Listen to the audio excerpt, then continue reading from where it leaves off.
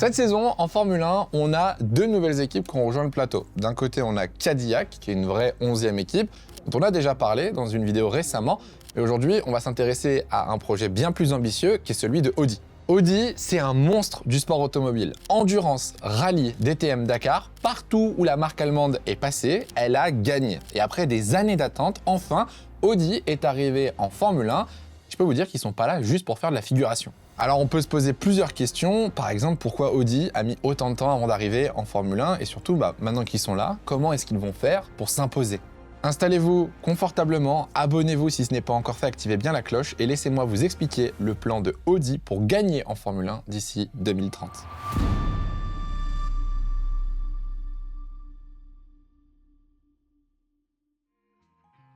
Alors avant de vous parler d'Audi, on va rapidement parler du Grand Prix qui se déroule ce week-end au Canada. La Formule 1 est enfin de retour après 3 semaines de pause. Et vous le savez peut-être pas, mais je suis en live sur Twitch et sur cette chaîne YouTube pour réagir, faire un react au qualif, à la sprint et au Grand Prix.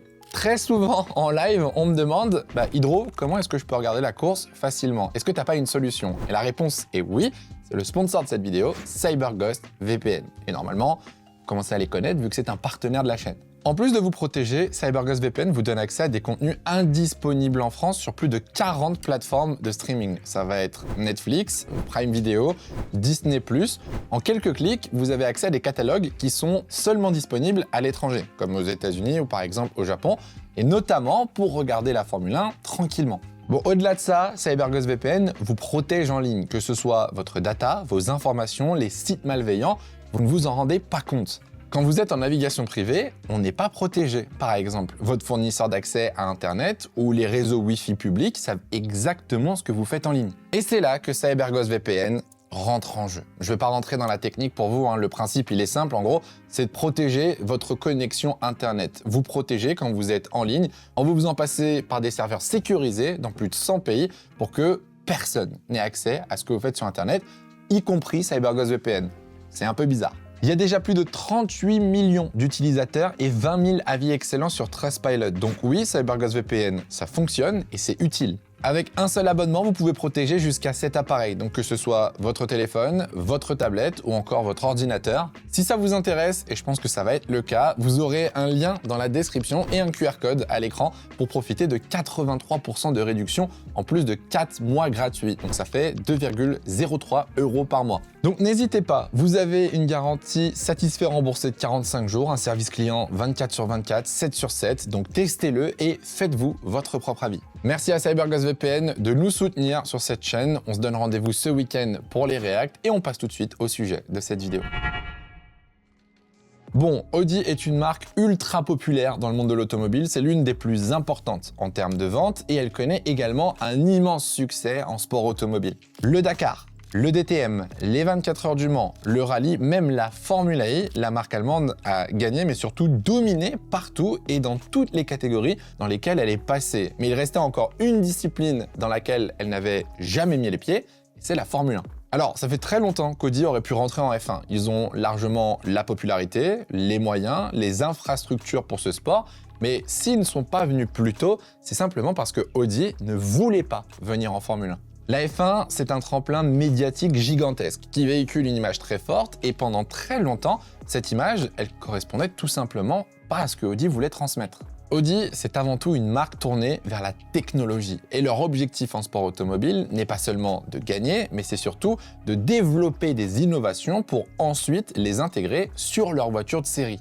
Vous le savez peut-être pas, mais c'est le cas par exemple des phares LED qui ont été développés et perfectionnés aux 24 heures du Mans et qui sont aujourd'hui un standard dans notre voiture du quotidien. Audi a aussi développé la transmission intégrale Quattro qui a été développée en rallye. Plus récemment, toute leur expertise en hybridation en haute performance a été développée en endurance et ça leur a permis de développer des modèles hybrides et électriques. C'est pour ces raisons que la Formule 1 de ces dernières années n'était pas intéressante pour Audi. Les moteurs thermiques n'étaient plus vraiment d'actualité et l'ancienne réglementation, elle était trop complexe et pas suffisamment alignée avec leur vision de la technologie. Mais tout ça, ça a changé avec cette nouvelle réglementation en 2026.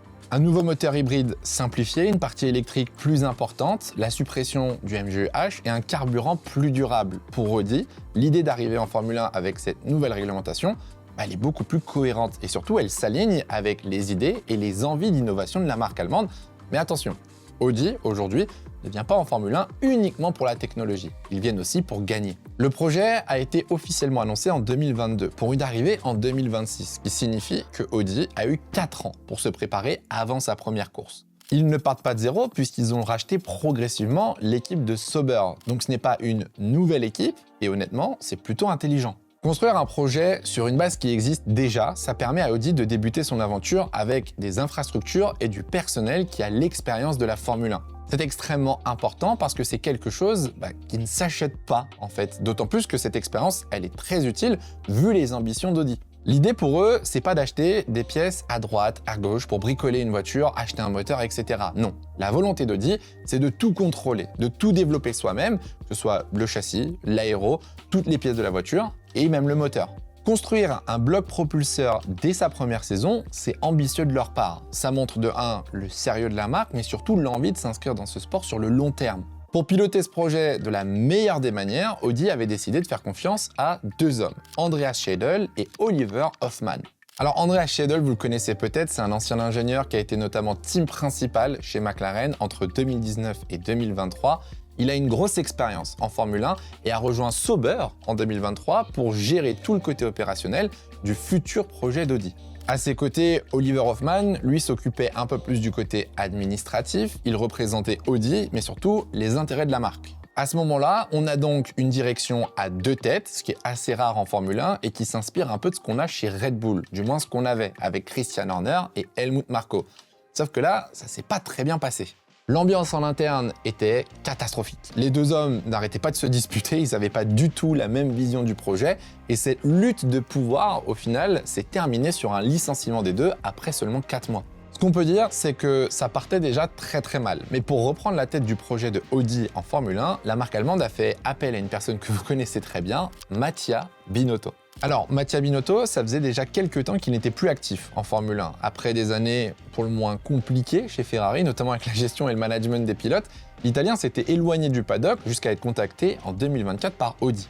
L'arrivée de Binotto se fait principalement sur la partie sportive et technique. Il est nommé comme directeur sportif avec un rôle central dans le développement du projet. Audi, de son côté, veut quand même conserver cette direction à 2 têtes et décide d'associer à Mattia Binotto un autre ingénieur très expérimenté en Formule 1, Jonathan Whitley. Whitley, vous le connaissez aussi, il occupait le rôle du directeur sportif chez Red Bull et il a une énorme expérience dans ce sport puisqu'il a passé plus de 20 ans dans l'écurie autrichienne. Whitley a pris le rôle de team principal et s'occupe de tout ce qui est administratif sur le papier et l'association Binotto-Whitley est très solide. On a 2 profils expérimentés, complémentaires et qui ont une très grosse connaissance de la Formule 1 dans des top teams.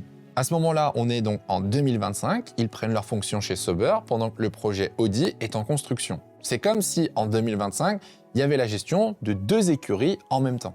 D'un côté, on a Sauber, qui est de base une équipe de fond de plateau et qui a longtemps occupé les dernières places du classement constructeur depuis le départ de Vasseur en 2023. Sauf que pendant cette saison 2025, on sent un nouveau souffle sur l'équipe avec des meilleures performances. On voit des qualifs en Q2, voire même parfois en Q3, avec des voitures qui se battent pour les points, et Hülkenberg parvient même à décrocher son tout premier podium de sa carrière à Silverstone. Au global, c'est une saison très positive pour Sauber qui récupère de la performance alors que de base, on les imaginait vraiment au fond de la grille et à attendre le changement de réglementation pour 2026. D'un autre côté, Binotto et Whitley doivent aussi s'occuper de développer le projet Audi. La marque allemande a récupéré l'usine de Sauber en Suisse à Hinwil et ils ont modernisé l'usine où ils préparent la voiture de 2026.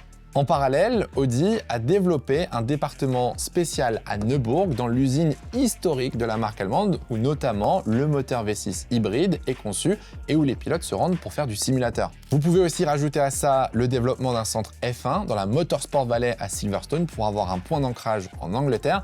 Ça paraît pas important tout ce que je vous dis comme ça, mais les investissements d'Audi, ça montre le sérieux de la marque, ça montre cette volonté qu'il y a de vraiment bien faire les choses. Ça rappelle aussi un peu l'organisation de Mercedes qui est d'avoir plusieurs départements différents pour le développement de leur voiture. Vous l'aurez compris, mais cette saison 2025, elle a été lourde pour Binotto et Whitley avec la double gestion de Sauber et le développement du projet Audi en simultané. La saison 2025 de Sauber a été très encourageante, mais en arrivant en 2026, si on est honnête, les attentes autour d'Audi, elles restent quand même mesurées. Il faut rappeler que ça reste une première saison en Formule 1 pour une nouvelle équipe avec un changement de réglementation majeur. Une voiture et un moteur entièrement développés en interne, même si l'équipe se construit sur la suite de Sauber, il y a un manque d'expérience en Formule 1. Parce que même si Audi a performé et dominé en Formula I, en WEC, en rallye, la Formule 1, ça reste quelque chose à part. On s'attendait, en tout cas personnellement, à voir Audi au fond du peloton en 2026, qui aurait pu servir de base pour apprendre et progresser. Le projet, il est encore en construction. Pour l'instant, la marque allemande a une vision basée sur le long terme. Sauf que dès les essais hivernaux à Bahreïn, on a eu une bonne surprise.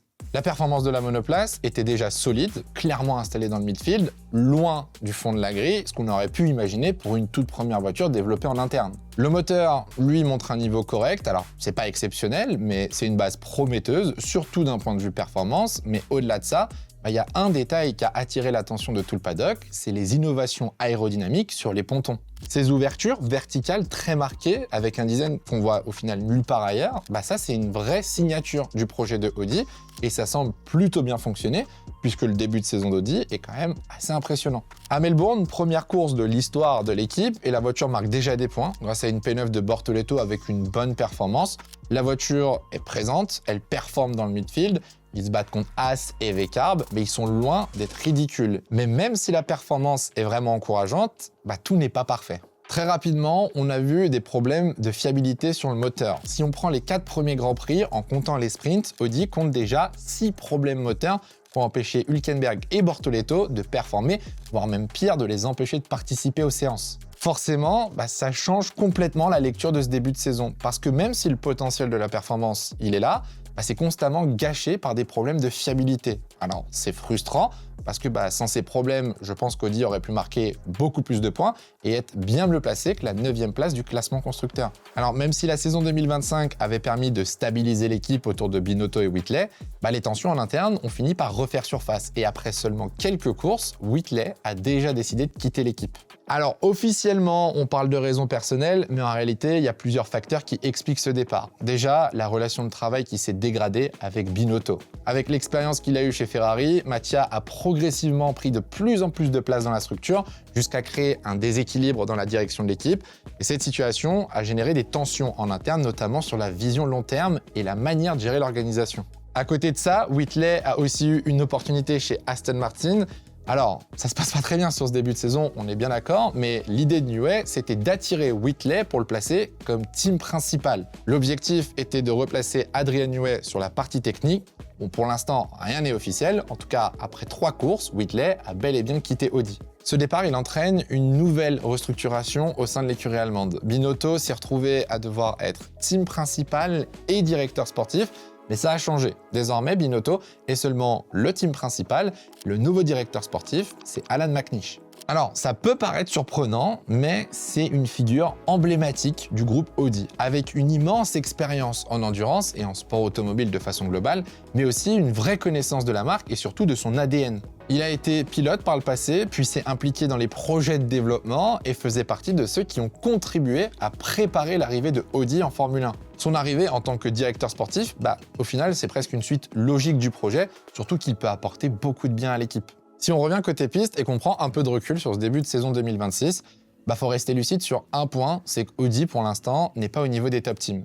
Mercedes, Ferrari, McLaren et Red Bull, ils ont toujours une longueur d'avance, avec plus d'expérience, plus de régularité et une maîtrise globale qui fait encore la différence. Malgré ça, il y a quand même quelque chose d'important qui se dégage, c'est la capacité d'Audi à vouloir bien faire les choses en Formule 1, marquer des points dès sa première course, se battre dans le midfield et surtout montrer que le projet ne dépend pas uniquement des promesses, mais que l'équipe met des choses concrètes en place pour réussir. Audi n'est pas simplement venu pour faire une bonne première saison dans le midfield. Audi est venu pour construire quelque chose de durable dans le temps. C'est un projet pensé sur plusieurs années avec une vraie trajectoire, mais surtout un objectif qui vise la saison 2030. Les objectifs d'Audi, ils sont clairs. C'est de venir jouer les victoires, se battre pour des titres mondiaux d'ici 4 ans. L'ambition maximale sur le long terme, ça va être de battre un rival historique, Mercedes.